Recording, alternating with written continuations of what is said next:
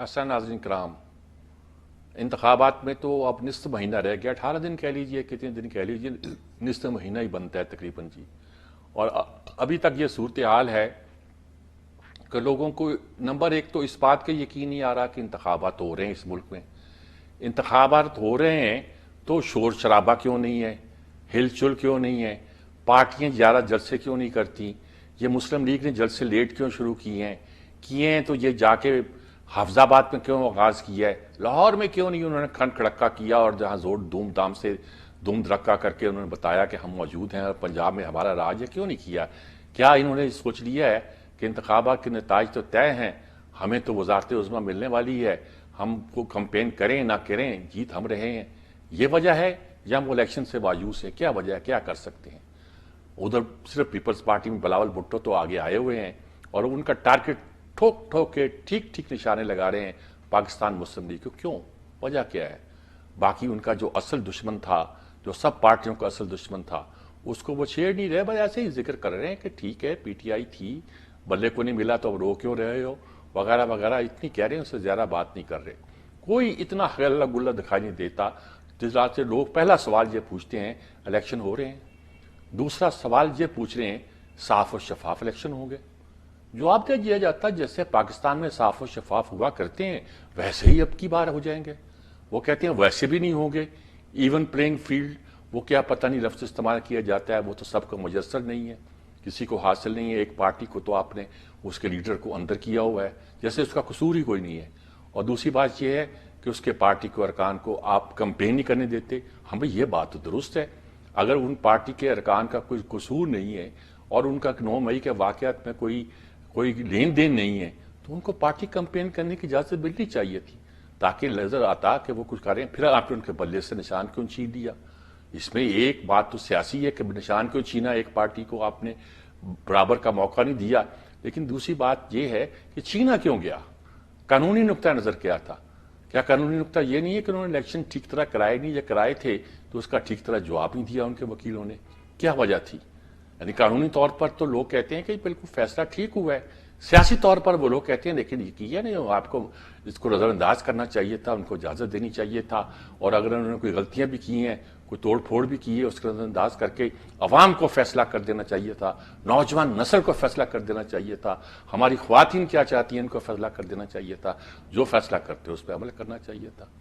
फिर तीसरा सवाल लोग पूछते हैं कि अगर इलेक्शन हो भी गए, और वैसे इस तरह किया जाता था सवाल कि इलेक्शन हो गए या ना हुए तो दोनों सूरतें में क्या सूरत हाल बनेगी। कुछ लोग कहते थे इलेक्शन हो गए तो भी सूरत हाल खराब, ना हुए तो भी खराब। अरे भाई ये तो बड़ी मायूस कुन बात है।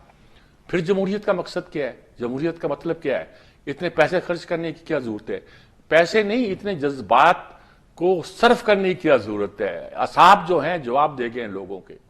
आप कहीं चले जाएं, आपसे एक ही सवाल पूछा जा रहा है, इलेक्शन का क्या बनेगा, मुल्क का क्या बनेगा, हम किस तरफ जा रहे हैं, हम क्या कर रहे हैं। तो सारे सवाल लोग पूछते हैं कि ये सारा जो प्रोसेस जारी हो चुका है इसका नतीजा क्या निकलेगा, इसके असरात क्या होंगे और मुल्क किस तरफ हम लेके जा रहे हैं। चलिए इलेक्शन हो गए तो क्या आने वाली हुकूमत जो है कोई भी होगी, किसी की भी होगी, उसको तस्लीम कर लिया जाएगा। अच्छा, वो कहा जाता है, ये तो हर जमाने में होता है कि जो हुकूमत जीत जाती है उसको दूसरे तस्लीम नहीं करते। इस बार कहा जा रहा है कि हालात बहुत ही खराब हैं, इस बार तस्लीम ना किया गया तो मसला जो है ना खासा गड़बड़ पैदा होगा।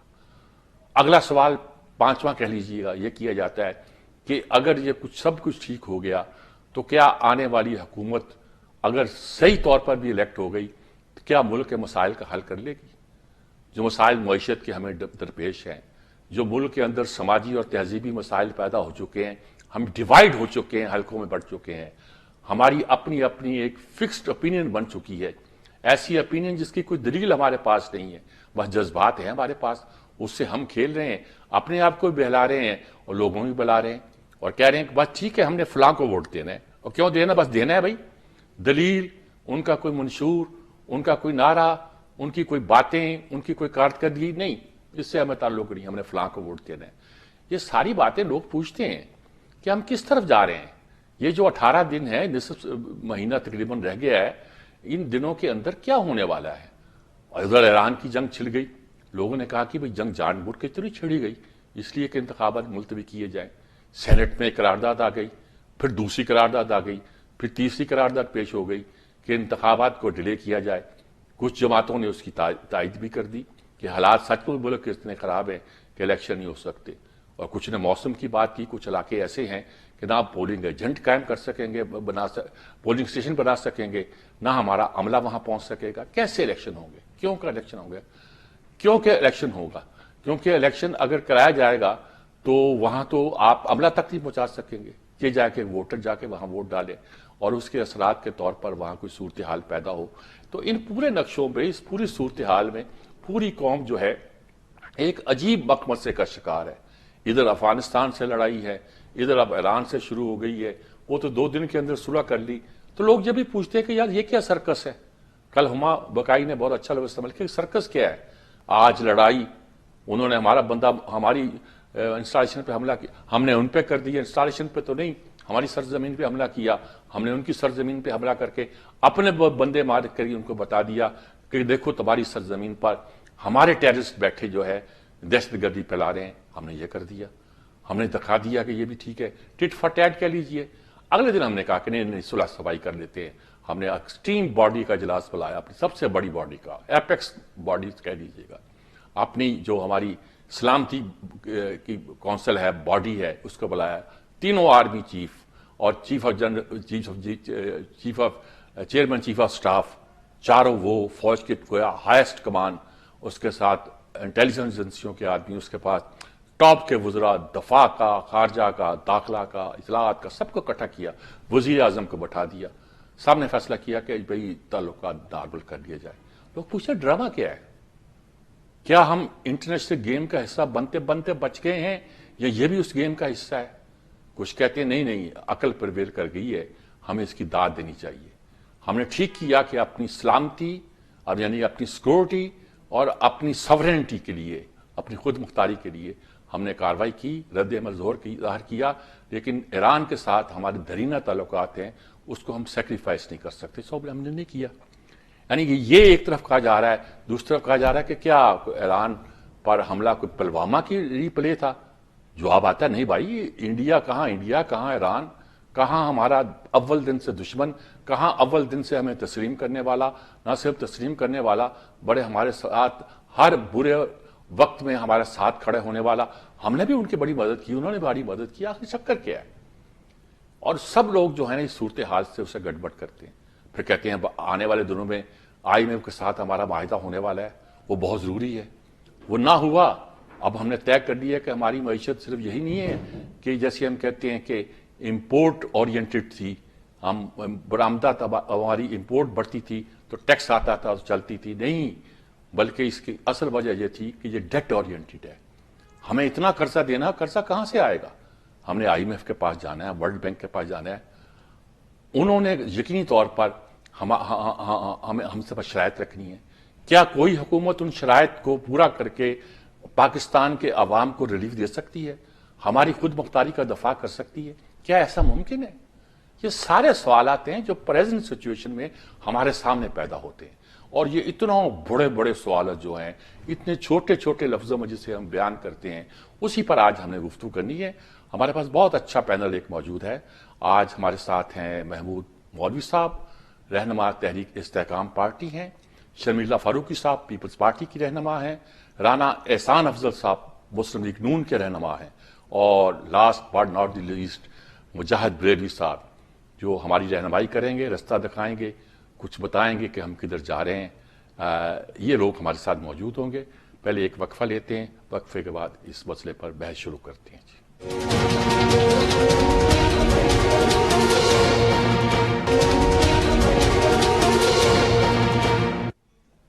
जी नाज़रीन कराम, जैसे कि सवाल तो मैंने अपने पहले हिस्से में पेश कर दिया, अब हम मुख्तलिफ चीज़ों पर गुफ्तगू करते हैं और देखते हैं कि क्या नक्शा है, क्या बनता है, क्या नहीं। राना साहब, पहले मैं आपसे सवाल करना चाहता हूं, ये आपने इतनी देर से कैंपेन क्यों शुरू की? मुस्लिम लीग ने मंशूर तो अभी तक नहीं आया, या पता नहीं शायद आ ही ना गया हो, मुझे कुछ अंदाजा नहीं है। अभी सुबह तक जब मैं चला था यहां तो मंशूर तो नहीं आया था।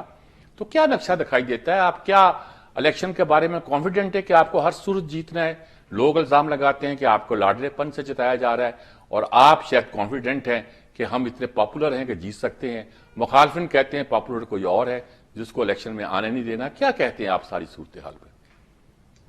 बिस्मिल्लाह रहमान रहीम।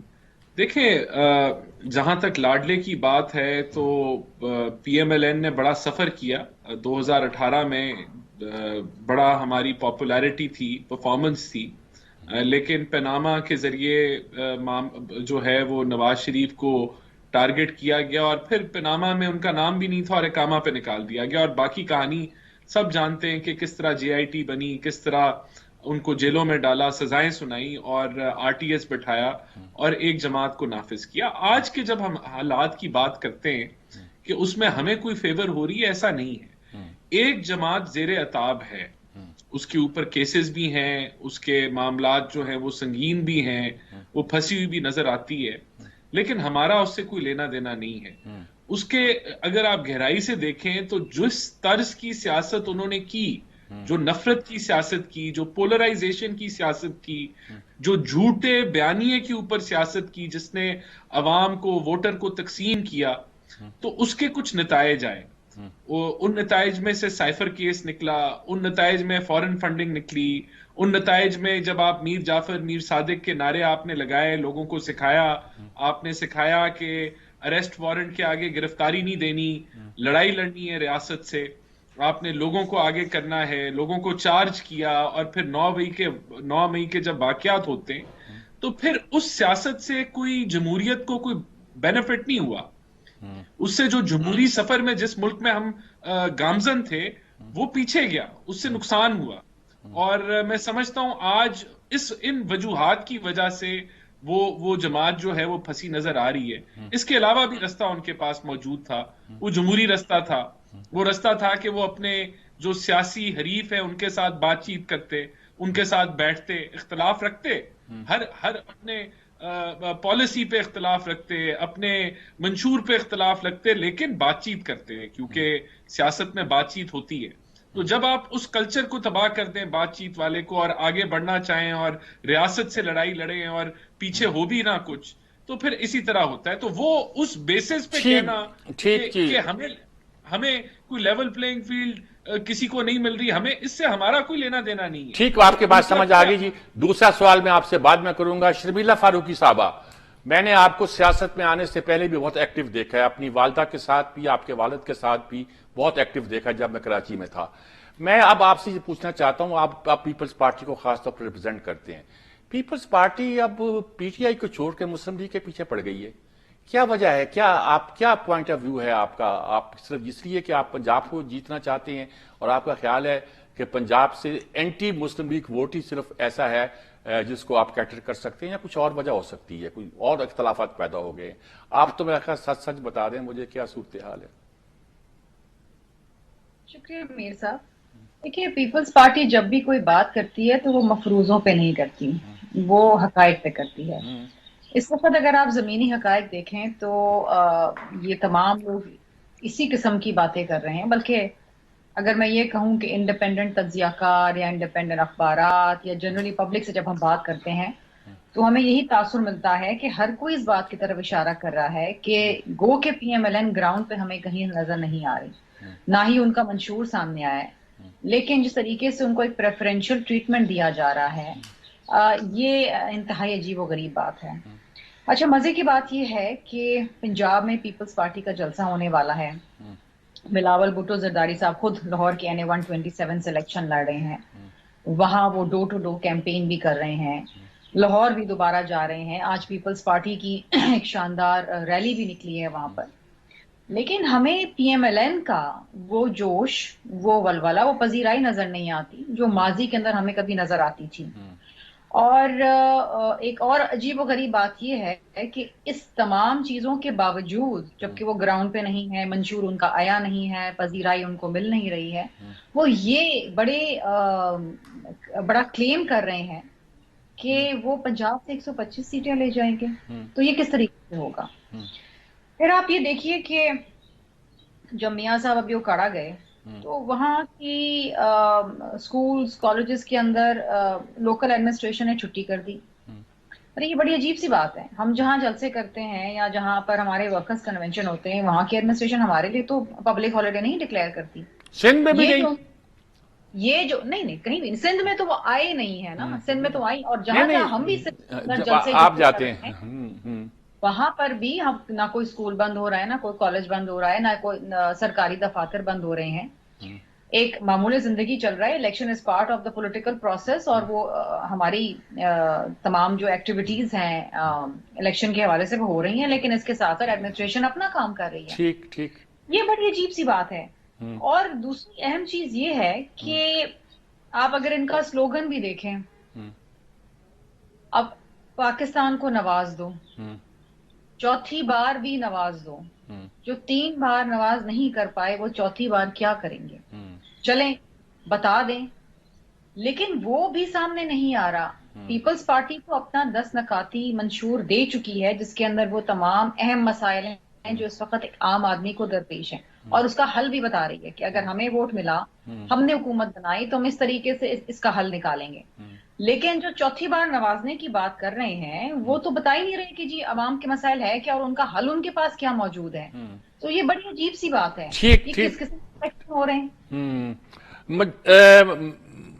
महमूद मौलवी साहब, मेरा ख्याल है आप लाइन पे हमारे साथ मौजूद हैं। आप इस पूरी सूरत हाल में, आप खासतौर पर पंजाब के में खासा एक्टिवली या इफेक्टिवली इलेक्शन लड़ रहे हैं आपकी पार्टी, आप क्या कहते हैं, क्या नक्शा बनता दिखाई देता है? आपने पीपल्स पार्टी का पॉइंट अभी सुना, मुस्लिम लीग का पॉइंट अभी सुना, आप क्या कहते हैं? देखिए, मैं बिल्कुल इस पे यही कहूंगा कि इलेक्शन के रिजल्ट्स जो पंजाब में आएंगे, इसमें कोई शक नहीं है। पीएमएल-एन के भी आएंगे और काफी मिकदार में आएंगे। उसके बाद आईपीपी के भी काफी मिकदार में आएंगे। और देखिए, ये तीनों पार्टीज पंजाब में रन में होंगी, इसमें कोई शक नहीं है। सिंध में जो है, मैं कहूंगा पीपल्स पार्टी ज्यादा मजबूत है, और उसकी वजह यह है कि मैं 15 साल से हुकूमत कर रहे हैं, तो सिंध में ज्यादा इफेक्टिव होंगे। और आने वाले वक्त में जब रिजल्ट्स आ जाएंगे, तो सब जो नजर आ रहा है मुझे कि ये एक कोलेशन गवर्नमेंट बनेगी। ये मेरा अपना नजरिया है। उसकी वजह ये है कि जैसे जरदारी साहब ने भी कहा था कि क्लियर मेजॉरिटी किसी पार्टी के पास नहीं हो, और जरदारी साहब काफी मंजे हुए सियासतदान है। उनका व्यू जो है काफी जो मैं कहूँगा असर रखता है कि क्या होने वाला है। और उसको मद्देनजर रखते हुए मैं ये देख रहा हूँ कि कोलिशन गवर्नमेंट बनेगी। अब कोलिशन में पीपल्स पार्टी पीएमएल-एन के साथ बैठेगी या नहीं बैठेगी, ये तो पीपल्स पार्टी बताएगी, या पीपल्स पार्टी ज्यादा लेगी तो आईपीपी। मगर ये मैं बता दूं, जो मैं देख रहा हूँ, पीएमएल-एन और पीपल्स पार्टी लग ऐसे रहा है कि वो भी बैठेंगे कोलिशन में। और जो जायचा नजर आ रहा है जो है आसिफ जरदारी साहब को, मैं प्रेसिडेंट ऑफ पाकिस्तान देख रहा हूँ, ठीक है ना। तो उस हिसाब से देखें कि ऊंट किस करवट बैठता है। इस वक्त कबल वक्त है कोई स्टेटमेंट देना, मगर जो नजर आ रहा है उस हिसाब से मैं आपको बता। ठीक बात, ठीक बात। जी मुजाहिद रेलवी साहब, आपने सारी बातें सुनी। अब आपके पास इतना कुछ फैला हुआ, इतने जायचे, इतने नक्शे, सब कुछ मौजूद है। अब आपका क्या तज्जिया है सारी सूरत हाल पर? वैसे तो रोज करते हैं आप। एक तो मौलवी साहब ने वादे कर दिया, अब इसके ज्यादा और क्या कहते हैं। वो जरदारी साहब को सदर बनना देखते चाहते हैं। मैंने पूछा वज़ीर आज़म कौन होगा, मैंने पूछा नहीं। साहब को देखिए, एक बात है मीर साहब, आपसे और हमने हजरत निसार सोहानी साहब से ये सीखी कि इलेक्शन की अगर डायनेमिक देखनी है तो लोगों के पास जाओ। ये डिस्कशन करते हुए हमें सालों हो गए हैं, अलायंसेज हो रहे हैं, पार्टियां बन रही हैं, पार्टियां टूट रही हैं, पार्टी अलग हो रही है, जेल, थाना, कचहरी, कोर्ट, इलेक्शन कमीशन। लेकिन अब जबकि इस बारे में कोई दो राय नहीं कि इलेक्शन में लोग क्या कहेंगे, असल तो वो मैटर करते हैं ना। सिंध में ठीक है, मैनेजेबल चीजें हैं, चकरानी बिजरानी हमें साफ नजर आता है। खुर्शीद शाह इधर इधर चले जाएं, शीराजी, 2-3 नशिस्तों के अलावा सब हमें नजर, 61 नशिस्तों में पता है कि 40 से 45 नशिस्तें। मैं नहीं कह रहा वो पास के कितने भी इलेक्शन देख लें, यहाँ कोई बड़ी चेंज बलूचिस्तान में इलेक्टेबल, कराची एक बहुत बड़ा सवाल है, वो गेम प्लानर तय करेंगे। असल मार्का पंजाब और केपी में होना है। और मीर साहब मैंने रवायत 2002 से पहले भी, वैसे तो मैं 70 का इलेक्शन भी देखा, भुट्टो साहब के खिलाफ पॉपुलर मूवमेंट थी। आज आप कुछ भी कहें 70 की मूवमेंट में, चाहे अमेरिकी डॉलर आए और कुछ हमने देखा सड़कों पे, वहां से हमने आगाज किया इलेक्शन लोगों को देखने का। और अब जब मैं 2000 देख रहा हूँ, अभी भी मैं कोई पिछले हफ्ते कराची से मैं सक्खर गया, सक्खर से मैं मुल्तान गया, मुल्तान से मैं इस्लामाबाद आया, अडियाला जेल गया, पेशावर के सरानी गया। और वहाँ ये नहीं कि मैं एक माइक पकड़ के किसी एक आदमी से गुफ्तगू कर रहा था।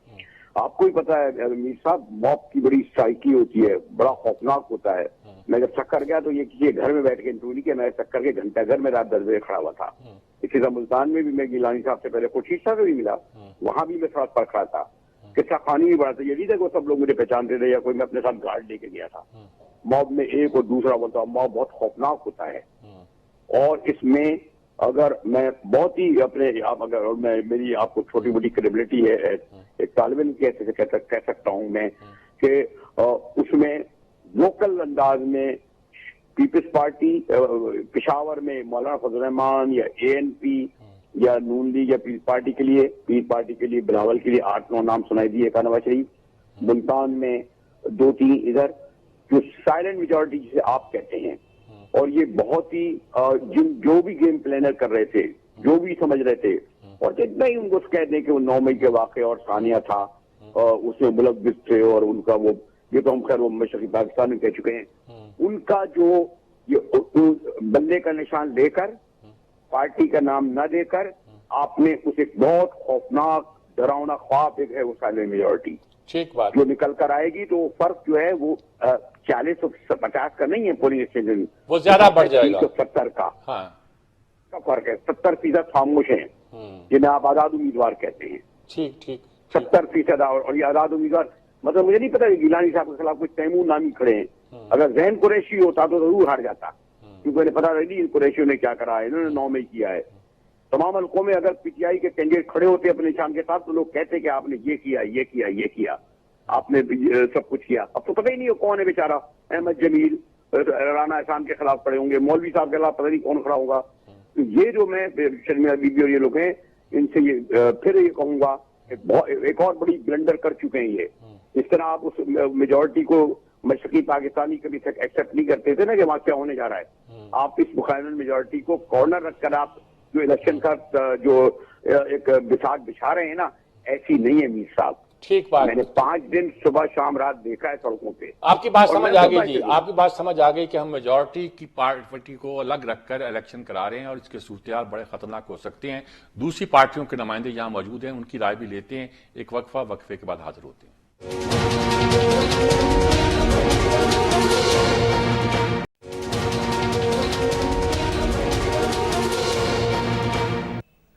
ये नाज़रीन कराम, बहुत से सवालात पैदा हुए हैं जी, और इन बहुत से सवालात का जवाब अगर राना एहसान अफजल साहब से मैं लेना चाहूँ तो शायद उनके लिए जवाब देने के लिए बहुत वक्त दरकार होगा। लेकिन मैं चाहूँगा कि वो कुछ पॉइंटेड कुछ बातों का जवाब तो ज़रूर दें। शर्मिला फारूकी साहब ने बहुत सी बातें की और बहुत सी बातें भी सामने आई। ये क्या कहेंगे राना साहब, आप क्यों लोग सब पीछे आप ही पार्टी के पीछे पड़ गए हैं? मुजाहिद बरेलवी साहब भी नहीं मान रहे। आप पीपल्स पार्टी तो पंजाब के अंदर उस तरीके से इनका वोट बैंक एग्जिस्ट नहीं करता। बड़ी अच्छी बात है, पीपल्स पार्टी पंजाब में कोशिश कर रही है। हर सियासी जमात को कोशिश करनी है कि वो हर जगह पहुंचे, तो बड़ी अच्छी बात है। लेकिन इनका वोट बैंक यहाँ एग्जिस्ट नहीं करता। अगर आप सिंध की अगर बात करें तो सिंध में इसी तरह के इल्जामात जो पीपल्स पार्टी हमारे पे पंजाब में लगा रही है, सिंध में इनके खिलाफ लग रहे हैं। वहां कह रहे हैं कि जी हवा का रुख पीपल्स पार्टी की तरफ है, पूरी इलेक्शन की और जो लोकल एडमिनिस्ट्रेशंस हैं वो इनके लिए काम कर रही हैं। ये MQM का जो है इल्जाम है, GDA का इल्जाम है कि सब कुछ जो है वो प्लानिंग और इनके लिए किया जा रहा है। तो मैं समझता हूं कि ये सारे सियासी बयानात हैं। जो जमात जहां वीक होती है वहां उस तरह के अलार्म बेल वो रेज करते हैं कि जी पता नहीं किस तरह का माहौल बना हुआ है, एक जमात को फेवर किया जा रहा है, इसको हम रद्द करते हैं। देखें ना, हमारी किसी अदारे से कोई डिमांड है, हम फ्री फेयर ट्रांसपेरेंट इलेक्शन चाहते हैं। PTI का मैंने आपको पहले बता दिया जो मामलात हैं। जहां तक मंशूर की बात है, देखें मंशूर हमारा बिल्कुल डिले है, लेकिन फाइनल स्टेजेस पे है। वो गालबन किसी भी दिन अब तो हो जाएगा, क्योंकि उसकी 36 नुकात के ऊपर, 36 शोबों के ऊपर एक भरपूर और डिटेल्ड जो है वो बैठकें हुई हैं, स्टेक होल्डर से मुलाकातें हुई हैं, मीटिंग्स हुई हैं, यहाँ तक कि ओवरसी पाकिस्तानी जो उन शोबों से रिलेटेड थे उनसे भी मुशावरत हुई है, बाकी एक्सपर्ट से भी हुई है। तो वो अब फाइनल स्टेजेस पे है, उसी पे हमने इलेक्शन लड़ना है। 36 कमेटीज बनी जिन्होंने अपनी सिफारिशात पेश की, वो कंपाइल होके इंशाल्लाह आएगा। और वो ऐसा नहीं होगा कि 300 यूनिट से नीचे बिजली फ्री, पैसे कहां से आने हैं भाई। वो ऐसा नहीं होगा कि 50 लाख घर और 1 करोड़ नौकरियां, जो चीजें पूरी ना हो सके। वो मंशूर बिल्कुल ऐसा होगा जो अगले 5 सालों में पाकिस्तान को दलदल और मुश्किलात से निकालेगा, मियां नवाज शरीफ की क़यादत में इंशाल्लाह ताला। और इसी तरीके से जहां तक बात है कि इलेक्शन लेट क्यों हमने स्टार्ट किया, हम पहले एक इंटरव्यू के स्टेज से गुजरे जहां हमने तकरीबन 2500 कैंडिडेट्स के इंटरव्यूज किए, एक एक बंदे को मौका मिला बात करने का। वो मरहला मुकम्मल हुआ। उसके बाद फिर अब हम जो है वो उस इलेक्शन स्केड्यूल के मुताबिक हम मैदान में निकल आए हैं, और भरपूर रौनक है हमारे हलकों में, भरपूर रौनक है। बीसीओ मीटिंग्स, कॉर्नर मीटिंग्स, छोटे जलसे, और अब क़यादत भी आगे आने वाले दिनों में एक एक दिन में 2-2, 3-3 जलसे करेगी। तो ये हम समझते हैं कि भरपूर इलेक्शन पीएमएलएन लड़ेगी, और इंशाल्लाह अवाम के वोटों से मियां नवाज शरीफ चौथी दफा वजीर आजम। ठीक जी जी। शर्मिला फारूकी साहबा, ये मैंने जानबूझकर इनका पॉइंट है वो आपके विज़ाविज़ आपने जो बातें की थी इनसे पूछा है, ताकि आप अब क्या कहते हैं कि आपकी पार्टी ने बड़ा मंशूर पेश किया, एतराज़ एक ही आ रहा है कि आप कहते हैं 300 यूनिट फ्री कहाँ से देंगे भाई।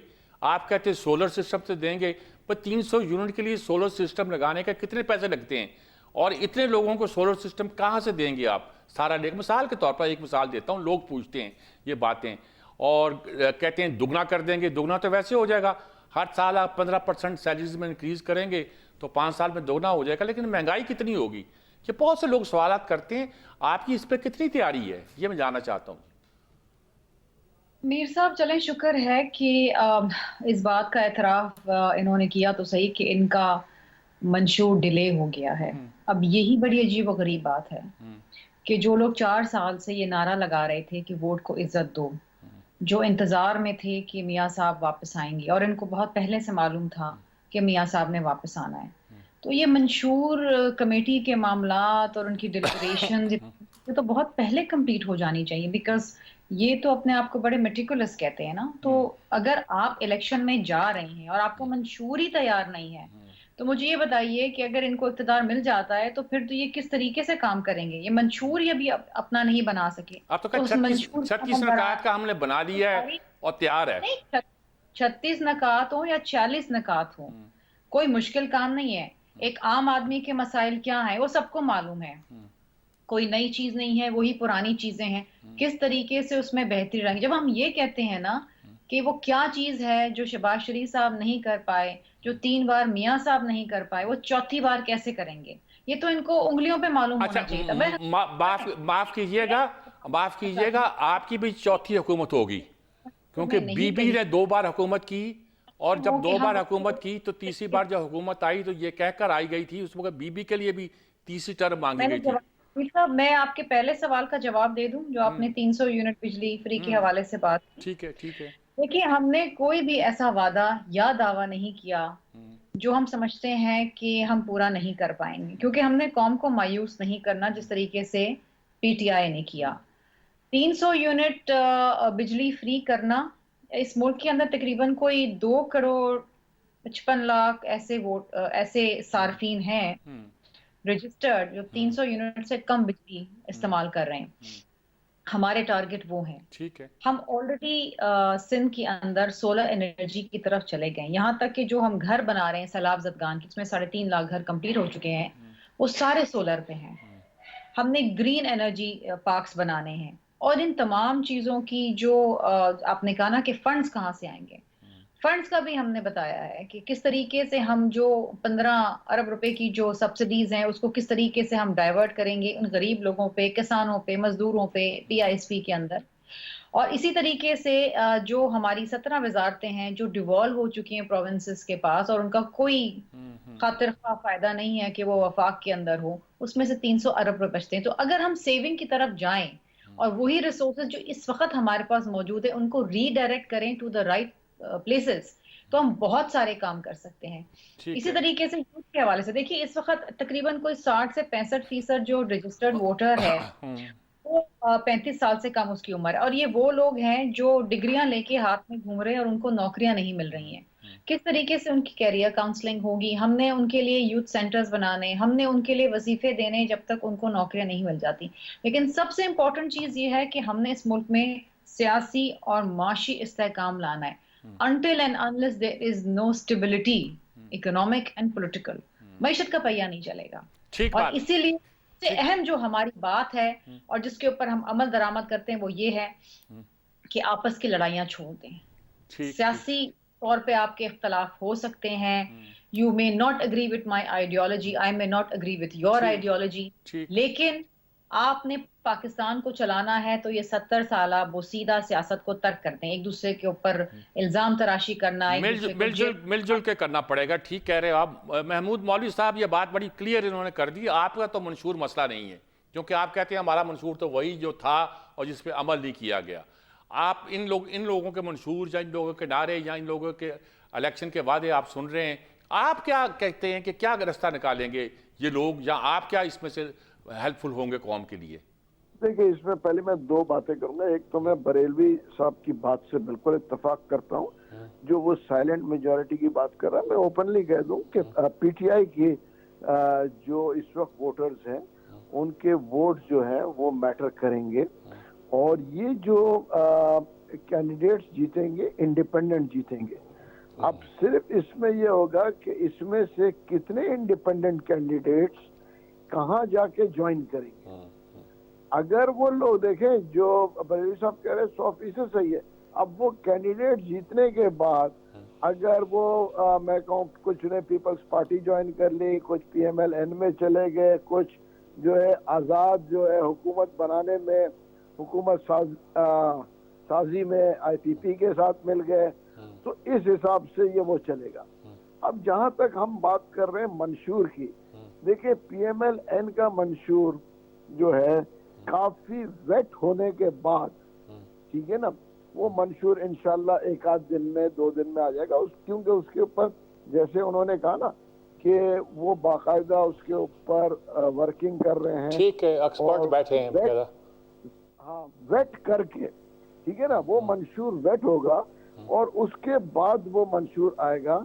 और ये मैं आपको बड़े सुख से कह रहा हूँ कि वो मंशूर जो है वो इफेक्टिव होगा। मेरा पीएमएलएन से कोई लेना देना, मगर वो इफेक्टिव इसलिए होगा कि जो मैंने लफ्ज इस्तेमाल किया वेट होके आएगा, ठीक है ना। ये तो उसको मद्देनजर रखते हुए जो है ये चीजें जो है मुल्क के मफाद में होगी और अवाम के मफाद में होगी। उसकी वजह देखें, मिल के मैं कई दफा कह चुका हूँ, मिल के चलना इसलिए जरूरी है कि जो भी चीजें हैं जो प्राइवेटाइज करना है, देखिए ना, अगर एक पार्टी उसको प्राइवेटाइज करना चाहेगी और दूसरी पार्टी उसको अपोजिशन में बैठ के उसको कॉन्ट्रडिक्ट करेगी, तो ये मुल्क के मफाद में नहीं होगा। ठीक बात। बहुत सारे इदारे हैं, मिसाल दे रहा हूँ, पाकिस्तान स्टील है और बहुत से और बड़े बड़े इदारे हैं जो कि अरबों खरबों रुपए के नुकसान हम महाना भर रहे हैं। देखिए, एक तो हमें जो है एजुकेशन के ऊपर बहुत फोकस करना पड़ेगा। आप ये देखें ना कि हम जो दूसरे फंड एजुकेशन के लिए हमने 30 से 40 अरब रखे हैं, और जो आम आदमी के लिए जो सपोर्ट प्रोग्राम रखा है उसमें मेरे ख्याल से 300-400 अरब रुपए हैं। तो पहले तो हमें जो है एजुकेशन की तरफ जाना है और महंगाई को कम करना है। महंगाई को कम करने का ये कि रेट ऑफ द गवर्नमेंट भी लेके आना पड़ेगा। ठीक बात। महंगाई कम नहीं हो सकती बगैर रेट ऑफ द गवर्नमेंट। क्योंकि मैं आपको मिसाल दे दूं, 100 रुपए में जो सब्जी ऑक्शन होती है कराची के अंदर, ठीक है ना, सब्जी मंडी में, वो जब दुकानदार 200 रुपए का बेचता है, उसको कोई चेक करने वाला नहीं है, तो यहाँ रेट ऑफ द गवर्नमेंट है। ठीक बात। ठीक, आपकी बात बिल्कुल समझ आ गई जी मुजाहिद वली साहब। बात तो बिल्कुल आपके सामने बिल्कुल वाजे है। आज जो बात आप सवाल आप उठा रहे हैं लेकिन मुझे बताइएगा कि इस सारी सूरत हाल में कुछ पार्टियां करता दिखाई देती हैं, या आपकी ख्वाहिश भी है कि कुछ कर लें, मिल, ये सब लोग कह रहे हैं मिल के बैठ जाएं, कर लें, एक दूसरे पे एतराज़ भी कर रहे हैं, लेकिन कहते हैं किसी एक के बस में नहीं है मुल्क को इस दलदल से निकालना। आप क्या समझते हैं, कोई रास्ता नज़र आता है आपको जी? हाँ जी। पाकिस्तान में आप यहाँ मंशूर की प्रोग्राम की बात कर रहे थे। पाकिस्तान में 4.5 करोड़ लोग तो ऑफिशियली कहते हैं, न लिख सकते हैं, न बोल सकते हैं, न पढ़ सकते हैं। बाकी हमारे आप जैसे जो पढ़े लिखे लोग, इन्होंने वैसे ये सब सोशल मीडिया पे चले गए, पता नहीं मंशूर कहाँ होगा। तो ये एजुकेशन क्या होगी, तालीम क्या होगी, सेहत क्या होगी, मंशूर क्या होगा, कौन पढ़ता है मीर साहब? आपको भी पता है, मुझे ही पता है। असल में होता था नारा, स्लोगन, रोटी कपड़ा मकान का नारा ऐसा था कि आप तो पंजाब में थे, दौलतानों के, तवानों के, पता नहीं जिन्होंने हारा। अब हराने वाले का मुजाहिद बेली साहब, अब रोटी कपड़ा मकान के साथ 2 चीजें और लग गई हैं लाजमी, सेहत और तालीम। नहीं, मैं कह रहा था उसको नारा। हाँ नहीं, अब कौन आया? नारा बन गया। नहीं, वो तालीम नहीं है ना, तो क्या कर देंगे भाई? 1.5 करोड़ बच्चा स्कूल ही नहीं जाता। पीपल्स पार्टी की 13 साल से गवर्नमेंट है, ठीक है। 2.5 करोड़ पंजाब में कहते हैं मियाँ साहब की सेहत, वो खुद अपने इलाज के लिए लंदन जाते हैं। क्या मियाँ साहब बात कर रहे हैं? कौन सा प्रोग्राम, क्या बात कर रहे हैं मीर साहब? चलिए तो ना करें ना। चलिए, मैं आखिरी सेगमेंट आपसे पूछता हूँ, कुछ बात करें ताकि बात आगे बढ़े। तालीम सेहत कौन सी है? वो पार्टियों के लीडरों को जाना पड़ता है वहाँ पे, ठीक पढ़ने के लिए। और एक वक्फा लेते हैं जी। बात तो ठीक है, तालीम के लिए हम बाहर जाएं या बाहर के अदारों को बुलाएं कि इम्तहान लो हमारे बच्चों का, सेहत के लिए हमारे पूरे अदारे यहाँ मौजूद ना हो। जब हम बनाने लगते हैं तो आप उसकी तोड़ फोड़ शुरू कर देते हैं। मसाले भी मौजूद हैं और जो खलूस से बनाए जाते हैं वो A1 बनते हैं, इसमें कोई शक नहीं है। लेकिन इसमें हुकूमतों का कमाल नहीं होता, इसमें कुछ और लोगों का कमाल होता है। एक वक्फा लेते हैं, वक्फे के बाद हाजिर होते हैं। अब सेहत और तालीम रोटी कपड़ा और मकान की तरह बुनियादी ज़रूरियात में शामिल हो चुकी है। इतने 30 साल में, 40 साल में, 50 साल में अब लोग इसको नज़रअंदाज नहीं कर सकते। एक वक्फा, वक्फे के बाद बात करते हैं।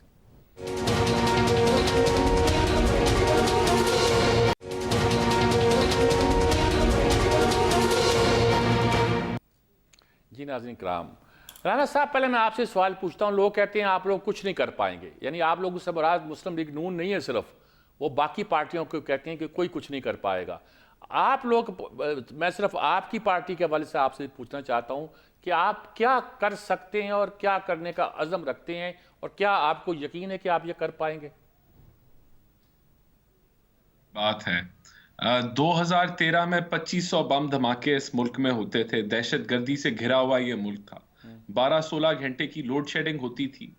और 5 सालों में हमने ना सिर्फ दहशतगर्दी को इस मुल्क से खत्म किया,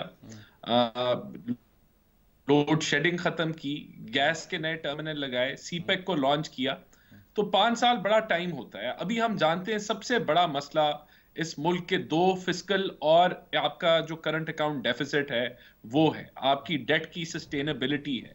तो पीएमएलएन इसी को टारगेट करेगी, यहीं से शुरुआत करेगी। देखें, हमने इन 16 माह में भी अपनी सियासत को दांव पे लगाया और हमने बड़े मुश्किल और अनपॉपुलर फैसले किए, लेकिन इसलिए किए कि आईएमएफ का मुआहदा बच जाए, इसलिए किए कि मुल्क डिफॉल्ट से बच जाए और मुल्क जो है वो सरवाइव करे माशी तौर पे। तो हमें अदराक है इन सारे मामलात का। उन फैसलों की वजह से आज आपका डॉलर रुपया स्टेबलाइज हुआ है। तो इंशाल्लाह आगे आने वाले दिनों में अगर अल्लाह ने हमें हुकूमत दी तो हमारे पास मुकम्मल प्लान है मईशत का कि किस तरीके से हमने आगे अपनी चादर के तहत पांव फैलाने हैं। ठीक बात। और हमने तरीके से जो है वो मामलात को आगे लेके जाना है। आपके पास मुकम्मल प्लान है, आप ये कहते हैं कि चादर के अंदर रहकर किस तरह पांव फैलाने हैं। बिल्कुल ठीक बात है। देखिए, रिलीफ की तो आप जो मर्जी कहानी सुना दें कि मैं ये दूंगा, मैं ये दूंगा, मैं वो दूंगा।